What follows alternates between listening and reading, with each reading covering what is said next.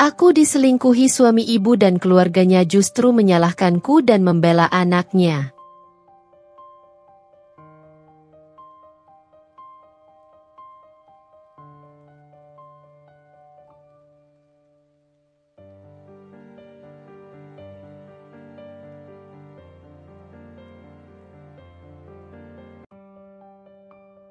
Aku percaya bahwa pernikahan adalah tentang kesetiaan dan perjuangan bersama.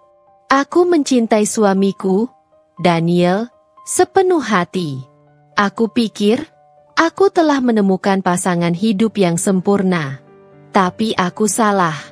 Pernikahan kami berubah menjadi neraka ketika aku menemukan bukti perselingkuhannya. Malam itu, aku tak bisa tidur. Entah kenapa hatiku gelisah. Ada firasat buruk yang mengganggu pikiranku. Daniel sudah tertidur di sampingku, tapi aku bisa merasakan ada sesuatu yang disembunyikannya. Aku menatap wajahnya dalam remang lampu kamar, mencari jawaban dari ekspresinya yang tenang, seolah tak ada yang salah. Tangan gemetar, aku meraih ponselnya yang tergeletak di meja samping tempat tidur. Layar masih menyala, dan di sana, sebuah notifikasi muncul. Aku rindu kamu. Sayang, kapan kita bertemu lagi? Aku menelan ludah, merasa jantungku hampir berhenti berdetak. Dengan tangan dingin, aku membuka ponselnya. Tidak ada kata sandi. Entah karena dia terlalu percaya diri atau memang merasa aku tak akan pernah curiga. Chat itu terbuka begitu saja di depan mataku. Pesan-pesan mesra bertebaran di sana. Beberapa di antaranya berisi foto mereka. Wanita itu dan Daniel sedang bergandengan tangan, tersenyum penuh kebahagiaan. Aku menutup mulutku sendiri agar tak berteriak. Rasanya seperti ditikam dari belakang. Seperti dunianya runtuh dalam sekejap. Ini bukan hanya sekadar pengkhianatan. Ini penghancuran total atas kepercayaanku, atas perasaan yang selama ini ku jaga dengan sepenuh hati. Aku tak bisa diam. Dengan emosi yang meluap, aku mengguncang tubuh Daniel. Bangun! Jelaskan ini padaku. Suaraku bergetar di antara amarah dan kesedihan yang menyesakkan dada. Dia mengerjap, lalu mengerutkan kening ketika melihat ponselnya di tanganku. Alih-alih merasa bersalah, dia justru mendengus. Kamu ngapain buka-buka ponselku? Jangan alihkan pembicaraan. Daniel, siapa wanita ini? Aku menatapnya dengan penuh amarah. Tetapi Daniel hanya menyeringai. Kamu lebay banget. Itu cuma main-main. Kamu aja yang terlalu serius. Main-main? Jadi bertukar pesan mesra, bertemu diam-diam, dan berselingkuh di belakang istrinya adalah sebuah permainan baginya? Aku ingin menampar wajahnya. Ingin berteriak sekeras-kerasnya. Tapi aku tahu, tidak ada gunanya berdebat dengan seseorang yang sudah kehilangan hati nurani. Aku mengambil tas dan keluar dari kamar, pikiranku kalut. Aku butuh seseorang untuk bicara. Aku butuh keadilan. Maka, aku memutuskan pergi ke rumah mertuaku. Aku pikir, mereka akan membelaku. Aku pikir, mereka akan melihat betapa sakitnya aku. Tapi aku salah. Saat aku menceritakan semuanya, ibu mertuaku hanya menatapku dengan tatapan datar. Lalu, dia tertawa kecil. Kamu ini bodoh sekali, ya? Katanya dengan nada mencemooh. Aku mengerutkan kening. Apa maksud ibu? Daniel laki-laki. Wajar kalau dia butuh yang lain. Kamu pikir cukup hanya dengan jadi istri? Kamu terlalu menyusahkan dia. Aku terdiam. Menyusahkan? Aku ini istrinya, Bu. Aku yang menemani dia dari nol. Aku yang mendukungnya dalam segala hal. Aku yang berjuang bersamanya. Lalu sekarang, hanya karena dia berselingkuh, aku yang harus disalahkan. Kakak iparku menyilangkan tangan di dadanya, memandangku dengan sinis. Jangan drama. Kalau nggak bisa terima, Ya pergi saja. Kamu bukan siapa-siapa di sini. Aku menatap mereka satu persatu. Tak ada sedikit pun belas kasihan. Mereka semua membela Daniel. Mereka semua memandangku seolah aku hanya beban dalam hidupnya. Hatiku remuk. Aku yang berkorban. Aku yang mencintai dengan tulus. Tapi aku juga yang harus disingkirkan? Dengan suara bergetar, aku berkata, "Baik, aku akan pergi. Tapi ingat ini baik-baik. Kalian akan menyesal telah memperlakukan aku seperti ini." Aku diusir dengan tangan kosong, diinjak-injak tanpa belas kasihan. Aku jatuh, tapi aku bersumpah akan bangkit. Dan suatu hari nanti, mereka akan merasakan apa yang telah mereka lakukan padaku malam itu. Udara terasa begitu sesak di dadaku. Ada firasat buruk yang mengusik pikiranku. Seolah ada sesuatu yang sedang bersembunyi dalam gelap, menunggu untuk menghancurkan dunia yang kuanggap sempurna. Daniel tidur di sampingku dengan tenang. Napasnya teratur.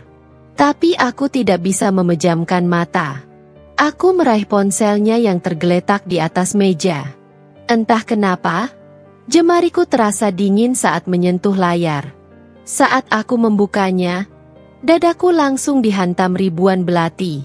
Sayang, aku rindu. Kapan kita bertemu lagi? Aku ingin segera berada di pelukanmu. Jangan lama-lama sama istrimu. Ya, aku cemburu.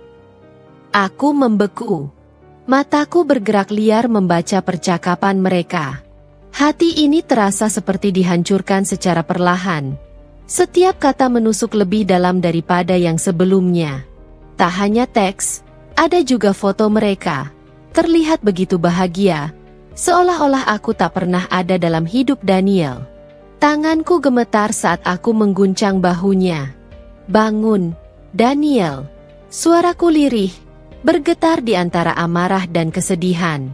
Dia mengerja pelan, lalu menatapku dengan malas. "Kenapa sih?" keluhnya. Suaranya serak karena kantuk. Aku menunjukkan layar ponselnya. "Ini apa?" tanyaku. Suaraku hampir tak terdengar. Daniel menatap layar itu sekilas, lalu mendesah. Alih-alih panik atau merasa bersalah, dia justru menyeringai kecil. "Kamu ngapain ngecek ponselku?"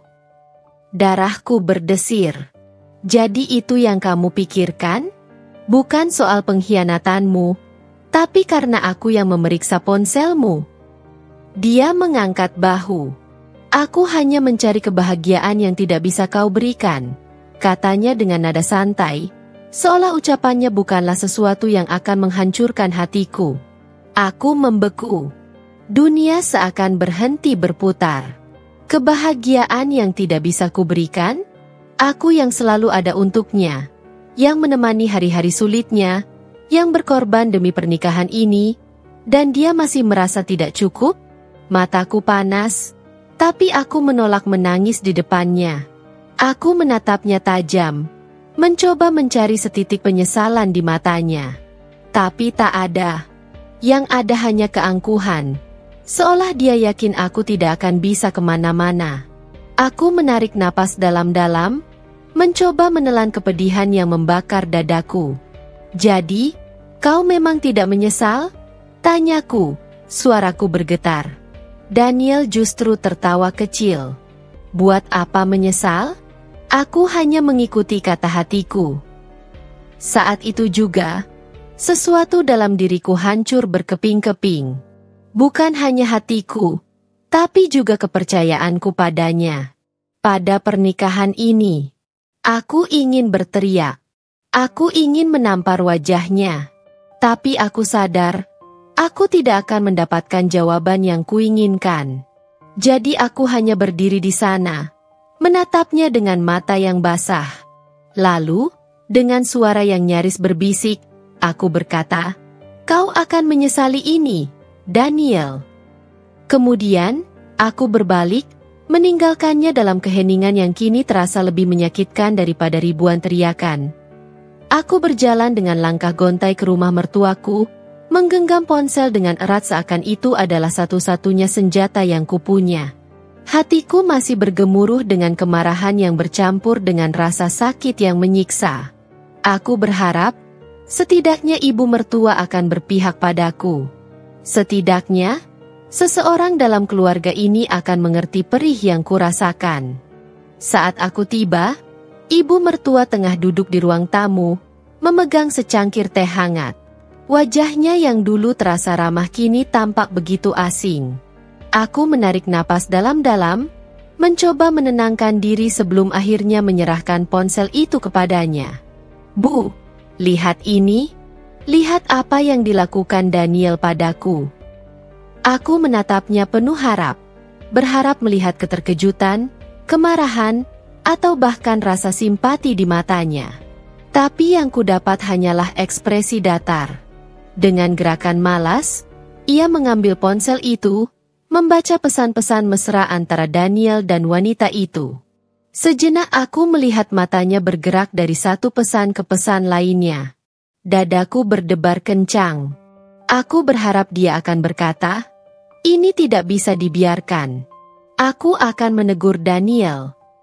Atau, "Aku minta maaf atas semua ini." Tapi yang keluar dari bibirnya malah sesuatu yang menghantamku lebih keras dari pukulan apapun.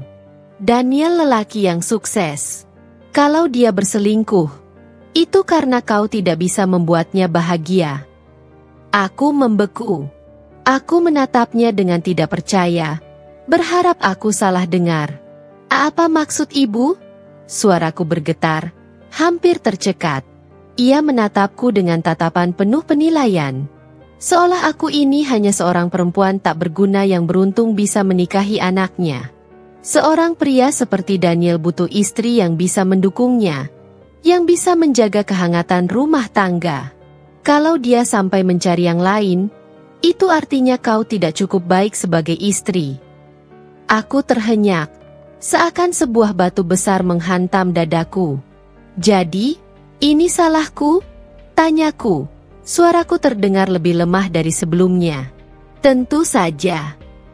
Ibu mertua meletakkan ponsel itu di meja, lalu menyesap tehnya dengan santai, seolah aku hanya sedang membicarakan hal remeh seperti cuaca hari ini. Kau pikir Daniel bisa sukses kalau bukan karena didikanku? Aku mengenalnya lebih lama daripada kau. Dia laki-laki yang tahu apa yang dia mau. Kalau dia berselingkuh, itu karena dia merasa ada yang kurang darimu. Aku tidak bisa bernapas. Dada ini terasa begitu sesak. Aku ingin berteriak, ingin membela diri. Aku ingin mengatakan bahwa aku sudah melakukan segalanya untuk pernikahan ini.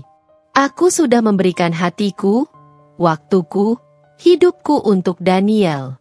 Tapi apa yang ku dapat? Aku dituduh tidak cukup baik. Aku disalahkan atas luka yang sebenarnya bukan aku yang ciptakan. Air mata yang kutahan akhirnya jatuh juga. Tapi aku tidak akan menangis terseduh-seduh di depannya. Aku menegakkan bahu, meski tubuhku terasa begitu rapuh saat ini. Aku mengambil kembali ponselku, lalu berdiri. Terima kasih, Bu. Setidaknya sekarang aku tahu. Aku memang tidak pernah dianggap di sini. Ibu mertua hanya mendengus kecil. Tak peduli.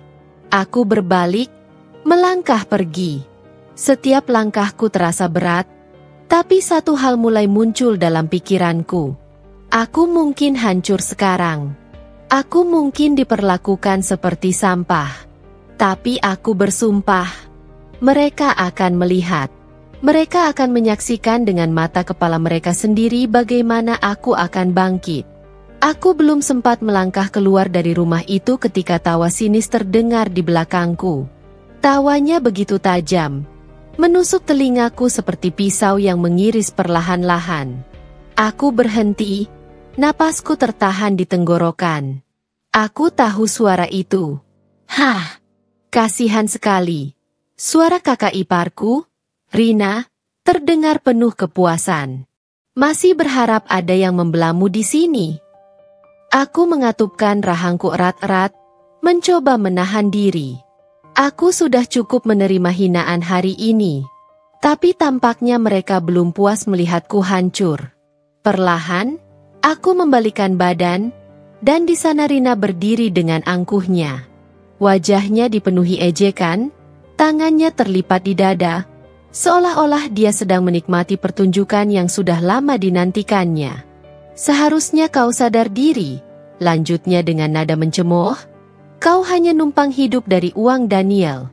Wanita sepertimu tidak pantas dipertahankan. Jantungku berdetak keras. Tanganku mengepal di sisi tubuhku. Apa maksudmu? Tanyaku pelan, tapi nada suaraku bergetar karena amarah yang kutahan. Rina menyeringai, seolah menikmati setiap detik penghinaan ini. Oh, ayolah, katanya sambil melangkah mendekat. Kau pikir selama ini bisa hidup enak karena siapa? Kau itu cuma beban. Tahu? Daniel kerja mati-matian. Sementara kau duduk manis di rumah, pura-pura jadi istri sempurna. Darahku berdesir.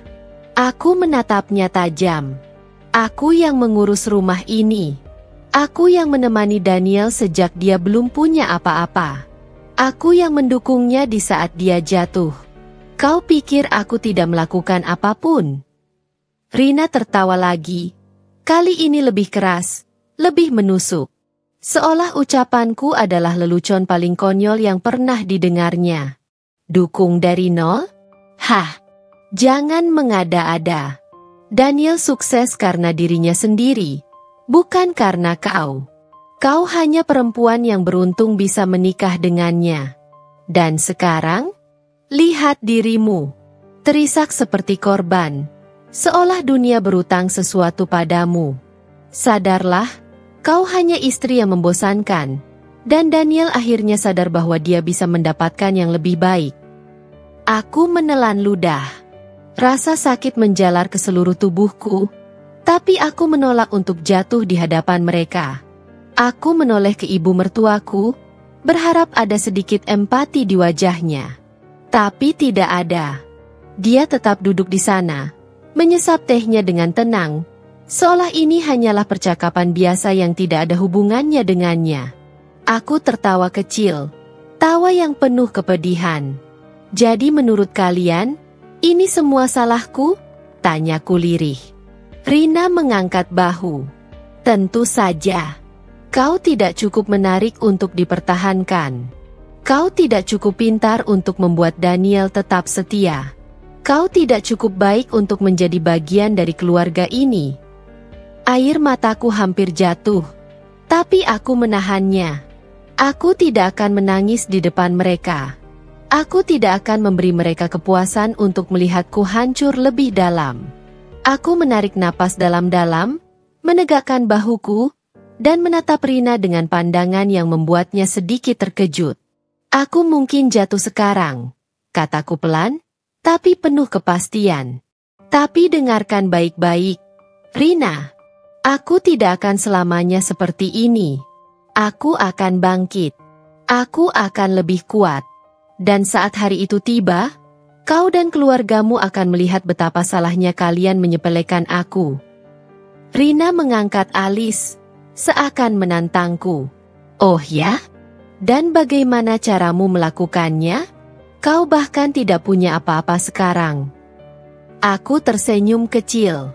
Senyum yang penuh luka, tapi juga penuh tekad. Kau akan melihatnya sendiri nanti, kataku dengan tenang. Lalu aku berbalik, melangkah pergi dari rumah itu. Aku tidak menoleh lagi.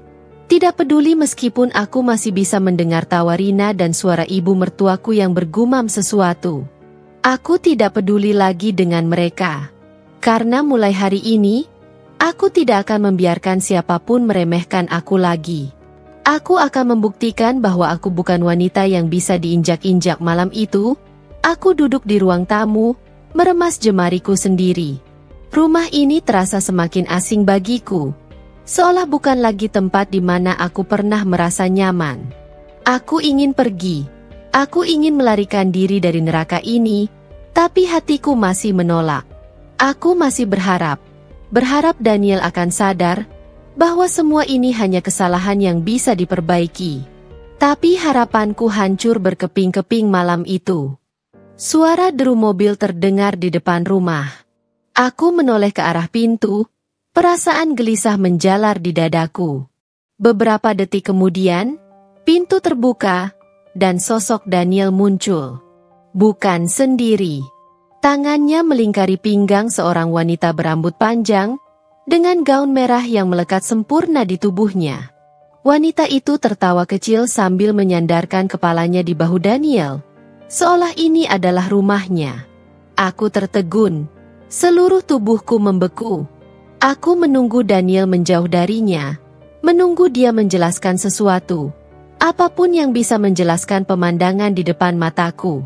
Tapi tidak, dia justru tersenyum miring, lalu menatapku dengan tatapan meremehkan. "Oh, kau masih di sini." Aku berdiri, mencoba menguasai diriku. "Apa yang kau lakukan, Daniel?" Dia terkekeh, melirik wanita di sampingnya seolah berbagi lelucon yang hanya mereka berdua mengerti. "Aku membawa seseorang yang lebih menyenangkan dibanding kau," katanya ringan, seolah itu bukan sesuatu yang akan menghancurkan hatiku. Mataku beralih ke wanita itu. Dia memandangku dengan tatapan penuh kemenangan. Bibirnya melengkung dalam senyum sinis. Aku merasa ingin muntah. "Daniel, ini rumah kita, rumah pernikahan kita." Suaraku bergetar. "Bagaimana bisa kau membawa wanita lain ke sini?" Daniel mendesah malas, lalu melangkah mendekat. "Dengar, sayang," katanya dengan nada lembut yang justru terdengar seperti belati di dadaku. "Belajarlah menerima kenyataan. Kau bukan satu-satunya wanita dalam hidupku." Aku terdiam. Dunia seakan berputar lebih lambat. Bukan satu-satunya wanita dalam hidupnya. Jadi selama ini, aku hanya salah satu dari sekian banyak wanita dalam daftar panjangnya. Jadi selama ini, kesetiaanku, pengorbananku, semua yang kulakukan untuknya, tidak ada artinya? Aku tertawa kecil, tawa yang penuh kepedihan. Aku menatapnya, menatap wanita yang kini tersenyum puas di sisinya. "Jadi, apa yang kau harapkan dariku?" Aku diam saja, pura-pura tidak melihat. Daniel mengangkat bahu. "Itu pilihanmu. Tapi lebih baik kalau kau terbiasa dengan ini. Aku tidak akan mengusirmu. Tapi kalau kau tidak tahan, kau bisa pergi." Kata-kata itu terasa lebih menyakitkan daripada tamparan. Dia tidak lagi melihatku sebagai istri. Aku tidak lebih dari sekadar perabotan rumah tangga yang bisa dibiarkan ada atau dibuang kapan saja. Aku menatapnya lama, mencoba mencari sedikit saja penyesalan di matanya. Tapi tidak ada. Yang ada hanya kesombongan seorang pria yang tahu bahwa aku tidak punya siapa-siapa, tidak punya tempat untuk pergi. Aku bisa mendengar suara Rina dari lantai atas, tertawa kecil. Ibu mertua berjalan melewatiku tanpa menoleh. Seolah aku ini hanya hantu yang tak kasat mata. Mereka semua tahu. Mereka semua membiarkannya. Mereka semua menganggapku tidak lebih dari sampah yang masih menumpang hidup di rumah ini. Aku merasakan air mata menggenang di pelupuk mata, tapi aku menolaknya. Aku tidak akan menangis di sini. Aku tidak akan memberikan mereka kepuasan untuk melihatku hancur lebih dalam. Aku menggenggam jemariku erat, menahan seluruh emosi yang membuncah di dadaku. "Aku mungkin tidak bisa melawanmu sekarang, Daniel." Suaraku lirih, nyaris berbisik. "Tapi ingat baik-baik, akan ada hari di mana aku berdiri di atas kakiku sendiri. Akan ada hari di mana kau akan menyesali setiap hal yang kau lakukan padaku." Daniel terkekeh, lalu melingkarkan tangannya di bahu wanita itu. "Kita lihat saja, sayang." Aku tidak membalasnya. Aku hanya berbalik, melangkah menuju kamarku. Setiap langkah terasa berat, seolah aku berjalan membawa seluruh beban dunia di pundakku. Tapi satu hal yang pasti, Aku tidak akan selamanya seperti ini. Aku akan bangkit. Aku akan membuktikan bahwa aku lebih dari sekadar wanita yang bisa diinjak-injak. Hari itu, hujan turun deras. Langit seakan menangis bersamaku, ikut meratapi nasibku yang hancur berkeping-keping. Aku berdiri di depan ruang keluarga, tangan gemetar menggenggam dokumen yang telah kupersiapkan sejak semalam. Daniel duduk santai di sofa, kaki terangkat ke meja, sementara wanita selingkuhannya duduk di sampingnya, menyandarkan kepala di bahunya. Seolah aku ini tak lebih dari angin lalu, tak penting, tak berharga. Aku menarik napas dalam-dalam, mencoba menenangkan debaran jantungku yang tak beraturan. Aku tidak akan mundur. Aku sudah memutuskan. Aku ingin bercerai. Ruangan itu hening sejenak, lalu tawa kecil terdengar. Bukan hanya dari Daniel, tapi juga dari wanita itu dan ibu mertuaku. Aku mengangkat wajah, menatap mereka satu persatu. Ibu mertuaku duduk di kursi yang lebih tinggi, tangan bertaut di pangkuannya, ekspresinya datar tapi sinis. Kau ingin bercerai? Daniel mengulang kata-kataku, seolah itu lelucon. Dan kau pikir aku peduli? Aku mengepalkan tanganku erat-erat. Aku sudah muak dengan ini semua. Aku tidak akan bertahan dengan laki-laki yang mengkhianatiku, yang bahkan tidak punya sedikit pun rasa hormat padaku. Daniel menyeringai, lalu melirik ibu mertuaku.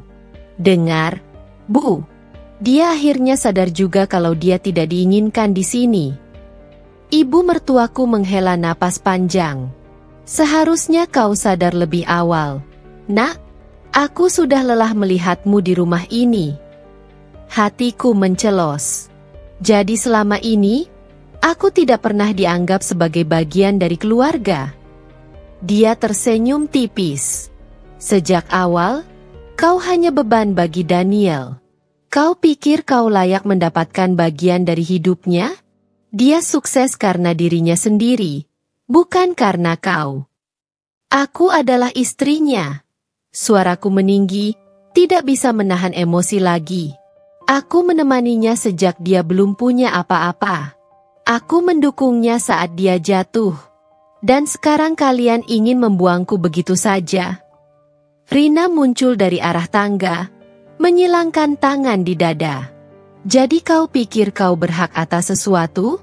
Kau tidak menghasilkan uang, tidak bekerja, hanya duduk di rumah dan berharap semuanya baik-baik saja. Aku terengah-engah, tidak percaya dengan apa yang kudengar. Aku istri sahnya. Aku punya hak. Daniel berdiri, lalu berjalan mendekat. Matanya menatapku dengan penuh penghinaan. Hak? Kau pikir kau punya hak atas apapun dariku? Dia mendekatkan wajahnya ke arahku. Suaranya merendah tapi penuh ejekan. Dengar baik-baik, sayang. Kau tidak akan mendapatkan apapun dariku. Tidak ada uang, tidak ada rumah, tidak ada kompensasi. Kau ingin pergi? Silakan. Tapi kau pergi dengan tangan kosong. Dunia serasa berhenti berputar. Aku kehilangan kata-kata. Aku berhak atas bagian dari rumah ini. Aku berhak mendapatkan kompensasi dari pernikahan ini. Desisku, mencoba bertahan. Daniel terkekeh, lalu menoleh ke arah ibunya. Bu, bagaimana kalau kita bantu dia keluar? Ibu mertuaku mengangguk kecil. Lalu Rina berjalan ke arahku, wajahnya penuh kebencian. Tanpa peringatan, dia meraih tanganku, menarikku ke arah pintu. Keluar dari rumah ini. Sekarang. Aku berusaha memberontak, tapi Daniel ikut membantu mendorongku. Aku terseret ke depan pintu, kakiku tersandung. Hujan semakin deras, menampar wajahku dengan dinginnya. Aku menoleh ke arah mereka, berharap ada sedikit belas kasihan. Tapi tidak ada. Daniel menatapku dengan dingin. Kau ingin cerai, kan? Nah, sekarang kau bebas. Pergilah. Jangan pernah kembali. Rina menyeringai. Selamat tinggal, Mbak mantan istri. Dengan dorongan keras, tubuhku terdorong keluar, jatuh ke tanah yang sudah basah. Hujan langsung membasahi tubuhku, membuatku menggigil. Pintu di belakangku tertutup keras. Aku terdiam, merasakan seluruh tubuhku gemetar. Tidak hanya karena dingin, tetapi juga karena kenyataan pahit yang baru saja kuterima. Aku tidak punya apa-apa lagi. Aku telah diusir dari rumahku sendiri, dari hidup yang kubangun dengan susah payah. Aku memandang ke langit, air mata bercampur dengan hujan. Aku jatuh. Aku diinjak-injak. Aku dihancurkan malam pertama setelah aku diusir. Aku menghabiskan waktu di sebuah taman kota yang sepi. Hujan sudah berhenti, tapi dinginnya masih menusuk hingga ke tulang. Aku duduk di bangku kayu yang basah, memeluk tubuhku sendiri, mencoba menghangatkan diri dengan cara yang sia-sia. Aku tidak punya uang, tidak punya rumah, tidak punya siapa-siapa.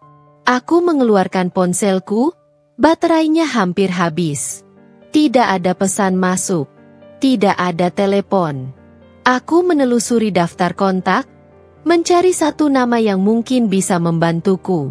Tapi siapa? Teman-teman yang dulu ada di sekitarku semuanya adalah teman Daniel juga. Aku tahu betul mereka sudah mendengar versi cerita dari keluarganya. Air mataku jatuh tanpa bisa kutahan lagi. Aku merasa hancur. Aku hampir menyerah. Hari-hari berikutnya tidak lebih baik. Aku berusaha mencari tempat berteduh, tapi tidak ada yang mau menampung wanita asing tanpa uang dan tanpa tujuan. Aku tidur di emperan toko, kadang di halte bus, seringkali terbangun karena dingin atau rasa takut. Lapar menjadi teman sehari-hari. Aku mengais sisa makanan di kantong plastik kecil yang dibuang sembarangan. Aku tak pernah membayangkan akan hidup seperti ini. Dari seorang istri yang dulu tinggal di rumah mewah, kini aku hanyalah bayangan dari diriku yang dulu. Seseorang yang bahkan tidak dihiraukan oleh orang-orang di sekitarnya. Aku pernah berdiri di depan restoran tempat aku dan Daniel dulu sering makan bersama.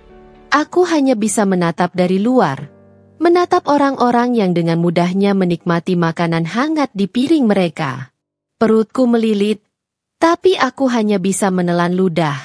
Aku ingin berteriak. Aku ingin menangis sekencang-kencangnya. Aku ingin mengatakan pada dunia betapa kejamnya hidup ini. Aku hampir menyerah. Ada satu malam di mana aku benar-benar merasa tidak sanggup lagi. Aku duduk di tepi jembatan, menatap air sungai yang mengalir deras di bawah sana. Pikiran gelap mulai merayap. Kalau aku melompat sekarang, semuanya akan berakhir. Tidak ada lagi rasa lapar. Tidak ada lagi rasa sakit. Tidak ada lagi penghinaan. Aku menutup mata, membiarkan angin malam menerpa wajahku. Tapi saat itu, suara seorang anak kecil menarik perhatianku. "Ibu, lihat, itu wanita yang kemarin memberi aku roti." Aku membuka mata, menoleh. Seorang bocah kecil berlari ke arah seorang wanita parubaya yang berdiri di pinggir jalan, menunjuk ke arahku dengan polosnya. Aku mengenali bocah itu. Dia adalah anak kecil yang pernah kuberikan setengah roti yang kutemukan 3 hari yang lalu. Aku tidak sadar saat itu, tapi aku menatapnya lama. Dia tampak bahagia, berpegangan tangan dengan ibunya, hidupnya masih utuh. Aku menghembuskan napas panjang, air mata mengalir di pipiku. Tidak, aku tidak boleh menyerah. Aku tidak boleh mengakhiri segalanya seperti ini. Kalau dunia ingin menghancurkanku, maka aku akan membangun diriku kembali. Kalau mereka ingin melihatku jatuh, maka aku akan bangkit lebih kuat. Aku menghapus air mataku, berdiri dari tempatku duduk. Aku tidak tahu bagaimana caranya, tapi aku bersumpah, aku akan bertahan. Aku akan membuktikan pada mereka semua bahwa aku bukan wanita yang bisa dihancurkan semudah itu. Aku tidak tahu bagaimana caranya, tapi aku mulai melangkah. Malam itu, aku meninggalkan jembatan dengan hati yang masih penuh luka. Tapi ada sedikit harapan yang tersisa. Aku tidak tahu kemana harus pergi, tapi aku tahu satu hal, aku tidak akan menyerah.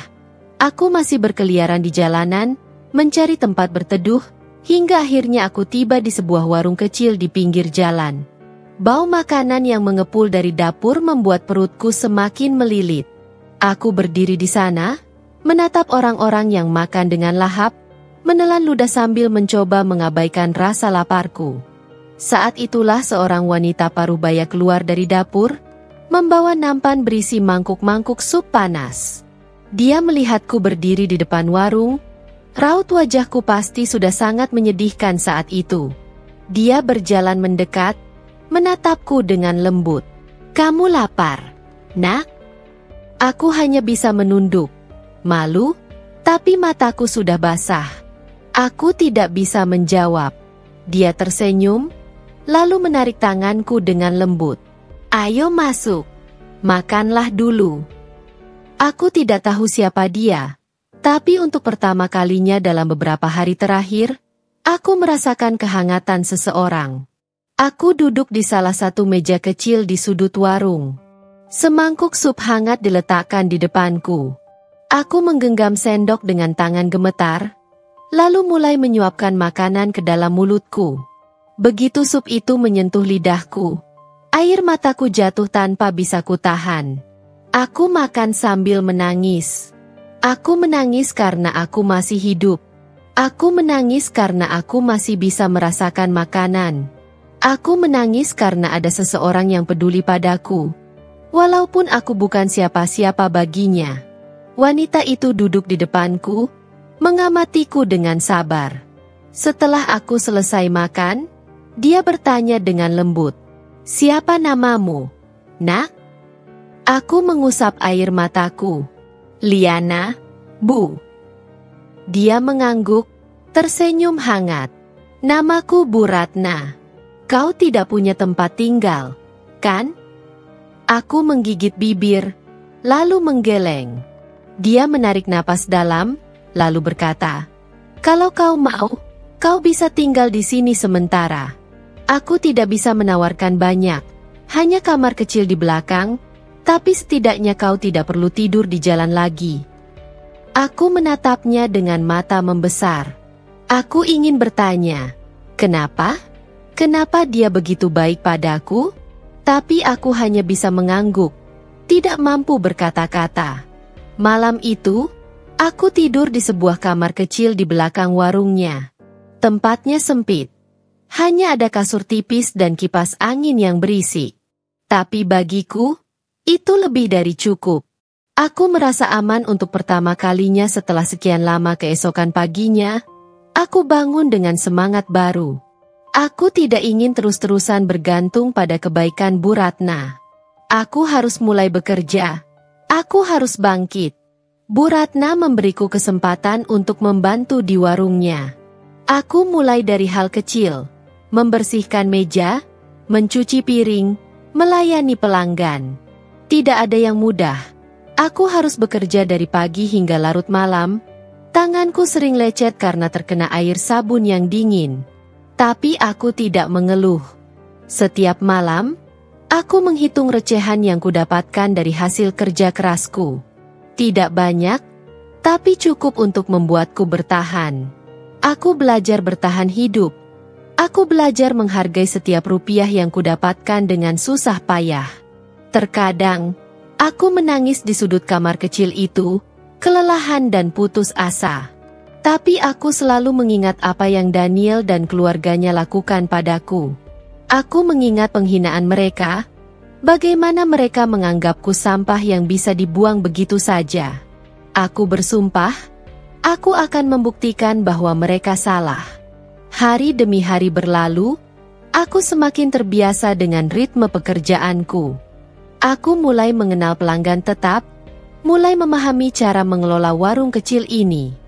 Dan yang paling penting, Aku mulai mengenal orang-orang baik yang mengulurkan tangan tanpa meminta balasan. Aku bertemu dengan Pak Joko, seorang tukang bangunan yang sering makan di warung. Dia yang membantuku mencari kontrakan kecil yang bisa kusewa dengan murah. Aku bertemu dengan Mbak Sari, seorang pekerja toko yang mengajarkanku bagaimana cara mengatur keuangan agar aku bisa menyimpan sedikit demi sedikit untuk masa depanku. Aku bertemu dengan banyak orang baik, yang memberiku harapan, yang membantuku bangkit. Aku bukan lagi wanita yang menangis sendirian di pinggir jalan. Aku bukan lagi seseorang yang hanya bisa meratapi nasib. Aku bekerja keras, dengan air mata dan keringat. Dan aku bersumpah, ini baru permulaan bertahun-tahun kemudian, aku berhasil. Aku memiliki bisnis yang sukses. Aku menjadi wanita yang mandiri dan kuat, jauh dari wanita lemah yang dulu mereka hina. Aku hampir tidak percaya ketika mendengar kabar itu. Daniel jatuh miskin. Aku sedang sibuk membersihkan meja di warung saat seorang pelanggan tetap, Pak Joko, datang dengan senyum penuh arti. Dia meletakkan gelas tehnya dan menatapku dengan tatapan penasaran. "Liana, kau sudah dengar kabarnya?" Aku mengerutkan kening. "Kabar apa, Pak?" Dia menyandarkan tubuhnya ke kursi, menyesap tehnya dengan santai sebelum berkata, "Daniel, suamimu, maksudku, mantan suamimu, dia bangkrut." Darahku berdesir. Aku terpaku di tempatku berdiri. Tangan masih memegang kain lap yang kini gemetar. "Apa?" Suaraku lirih, hampir berbisik. Perkusahaannya runtuh. Selingkuhannya menipunya habis-habisan. Uang yang dia kumpulkan bertahun-tahun lenyap dalam hitungan bulan. Dan sekarang, dia bahkan tidak punya rumah lagi. Aku terdiam. Hatiku bergejolak antara perasaan puas dan sesuatu yang lebih dalam. Sesuatu yang bahkan aku sendiri tidak bisa jelaskan. Aku mencoba untuk tidak peduli. Aku mencoba mengabaikannya. Tapi hatiku tidak bisa berbohong. Daniel, pria yang dulu menghancurkanku tanpa ampun, yang mengusirku seperti sampah, sekarang mengalami nasib yang bahkan lebih buruk dari yang pernah dia lakukan padaku. Aku tidak langsung percaya. Tapi semakin banyak orang yang datang ke warung dan membicarakan hal yang sama. Aku mendengar bahwa selingkuhannya, wanita yang dulu dengan bangga merendahkanku di depan mataku, ternyata hanya mengincar uangnya. Begitu semua asetnya terkuras habis, dia pergi tanpa jejak, meninggalkan Daniel sendirian dengan utang yang menumpuk. Aku juga mendengar bahwa ibu mertuaku dan kakak iparku yang dulu mengusirku, kini ikut terseret dalam kehancuran itu. Rumah besar mereka telah disita. Mereka tidak lagi hidup mewah seperti dulu. Karma telah bekerja. Aku seharusnya senang, bukan? Aku seharusnya merasa puas melihat mereka jatuh. Sama seperti dulu mereka menjatuhkanku. Tapi mengapa ada rasa kosong di dalam hatiku? Aku tidak tahu apa yang harus kulakukan dengan perasaan ini. Aku tidak ingin kembali ke masa lalu. Tapi aku juga tidak bisa mengabaikan kenyataan bahwa aku pernah mencintai Daniel sepenuh hati. Apakah aku harus menemui mereka? Atau cukup membiarkan mereka merasakan akibat dari perbuatan mereka sendiri? Aku menggenggam erat kain lap di tanganku. Aku telah bangkit. Aku telah membangun kembali hidupku dengan kerja keras dan air mata. Dan sekarang, aku harus memutuskan. Aku mendengar kabar itu dari Mbak Sari, teman baikku yang bekerja di toko dekat pasar. Dia datang ke warung dengan wajah penuh rasa ingin tahu. "Liana, kau tidak akan percaya siapa yang kulihat tadi di pasar." Aku hanya mengangkat alis, masih sibuk mengelap meja. "Siapa?" Mbak Sari mendekat, suaranya lebih pelan. "Kakak iparmu, yang dulu selalu merendahkanmu." Tanganku langsung berhenti. Hatiku berdebar. "Kau yakin?" Dia mengangguk mantap. 100%. Aku nyaris tidak mengenalinya. Dia terlihat hancur. Bajunya lusuh, wajahnya kuyu. Dia mengemis kepada pedagang pasar, katanya butuh uang untuk makan. Aku tidak tahu harus merasa apa. Kakak iparku, wanita yang dulu dengan angkuhnya menertawakan dan mengusirku, sekarang meminta belas kasihan orang lain? Aku menarik napas panjang. Lalu ibu mertuaku? Mbak Sari mendesah pelan. Juga tidak lebih baik. Dia kehilangan segalanya setelah rumah mereka disita. Tidak ada lagi harta, tidak ada lagi kemewahan. Mereka jatuh miskin, Liana. Sekarang mereka hanya bisa bertahan hidup dengan mengandalkan belas kasihan orang lain. Aku duduk perlahan, merasakan sesuatu yang aneh di dadaku. Ini adalah hal yang dulu kubayangkan. Melihat mereka menderita, merasakan keputusasaan yang sama seperti yang mereka berikan kepadaku. Tapi kenapa tidak ada rasa puas? Aku mencoba mengingat kata-kata mereka saat aku masih menjadi bagian dari keluarga itu. Wanita sepertimu hanya numpang hidup. Kau tidak bisa membuat Daniel bahagia. Kau hanya beban. Dulu, kata-kata itu menghancurkanku. Tapi sekarang, aku yang berdiri tegak. Aku yang telah membangun hidupku kembali dari nol. Sementara mereka jatuh dalam kehancuran yang mereka ciptakan sendiri. Aku tidak butuh balas dendam. Aku sudah menang. Tapi tiba-tiba, sesuatu terjadi yang tidak pernah kuduga. Suatu malam, warung sudah hampir tutup ketika seorang wanita tua dengan pakaian lusuh masuk dengan langkah gemetar. Aku nyaris tidak mengenalinya. Tapi saat dia mendongak dan mata kami bertemu, dadaku terasa sesak. Ibu mertuaku. Wajahnya lebih tua dari yang kuingat. Kerutan di wajahnya semakin dalam, matanya cekung dan kehilangan kilau kesombongan yang dulu selalu ada. Dia menatapku, bibirnya bergetar seakan ingin mengatakan sesuatu, tapi tak sanggup. Aku berdiri di sana, menatapnya tanpa berkata-kata. Aku tidak tahu apakah aku siap untuk ini. Aku menatap mereka dalam diam. Di hadapanku, ibu mertuaku dan kakak iparku berdiri dengan wajah penuh kepedihan. Mereka tampak begitu berbeda dari terakhir kali aku melihat mereka. Tidak ada lagi pakaian mewah, tidak ada lagi riasan mahal, tidak ada lagi ekspresi angkuh yang dulu selalu melekat di wajah mereka. Mereka tampak hancur. Aku mencoba merasakan sesuatu. Rasa puas, rasa kemenangan, atau bahkan kebencian yang masih tersisa. Tapi yang kurasakan justru kehampaan.